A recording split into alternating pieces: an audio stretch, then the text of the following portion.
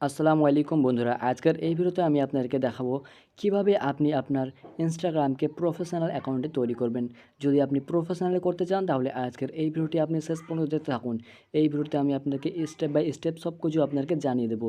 তো চলুন বেশি দেরি না করে ভিডিও শুরু করা যাক। ভিডিও শুরু করার পূর্বে বলে নিতে চাচ্ছি, আপনি যদি আমার চ্যানেলে নতুন হয়ে থাকলেন অবশ্যই এই চ্যানেলটি সাবস্ক্রাইব করবেন এবং এই ভিডিওতে একটা লাইক দিবেন। তো ইনস্টাগ্রাম অ্যাপ্লিকেশনটি ওপেন করবেন। ওপেন করার পরে আপনাকে চলে আসতে হবে আপনার প্রোফাইলে।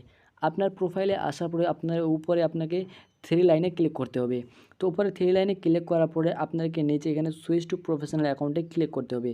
এই অপশানটা যখন আপনি ক্লিক করবেন তো নিচে কন্টিনিউ বাটনে ক্লিক করবেন, আবারও কন্টিনিউ করবেন, আবারও কন্টিনিউ করবেন, এরপরে আবার কন্টিনিউ করবেন। তো যখনই এগুলো হয়ে যাবে এরপরে আপনাকে এখানে ক্যাটাগরি সিলেক্ট করতে হবে।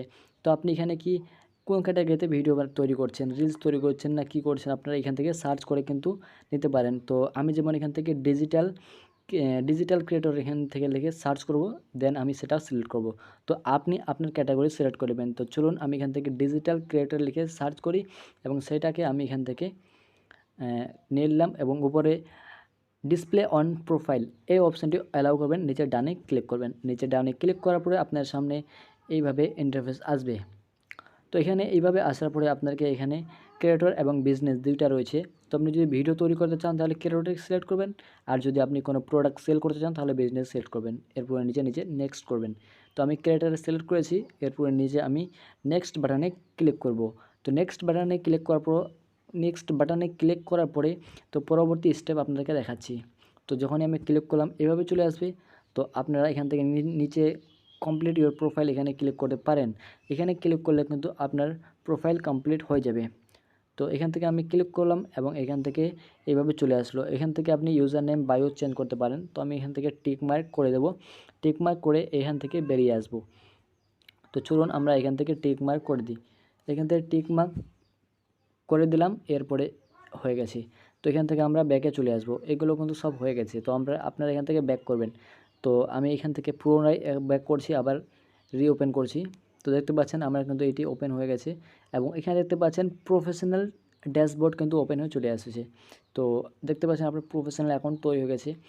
তো এখানে দেখতে পারবেন যে সব কিছু প্রফেশনাল ড্যাশবোর্ডে ক্লিক করে এখান থেকে এঙ্গেজ দেখতে পাবেন এবং এখান থেকে রিচ দেখতে পাবেন, টোটাল ফলোয়ার। তো কীভাবে দেখবেন, তা আপনার এই অ্যাকাউন্টটা মনিটাইজেশনের জন্য এলিজিবল রয়েছে কিনা। তো থ্রি লাইনে ক্লিক করবেন। থ্রি লাইনে ক্লিক করার পরে এখানে সেটিংস অ্যান্ড প্রাইভেসিতে ক্লিক করবেন। সেটিংস অ্যান্ড প্রাইভেসিতে ক্লিক করার পরে ক্রিয়েটর টুলস অ্যান্ড কন্ট্রোলস এখানে ক্লিক করবেন। এখানে ক্লিক করার পরে আপনার সামনে এইভাবে চলে আসবে। তো নিচে মনিটাইজেশন স্ট্যাটাস, তো এখানে আপনারা ক্লিক করবেন। এখানে ক্লিক করার পর দেখতে পাচ্ছেন you are eligible for monetisation. তো এইভাবে চলে এসেছে।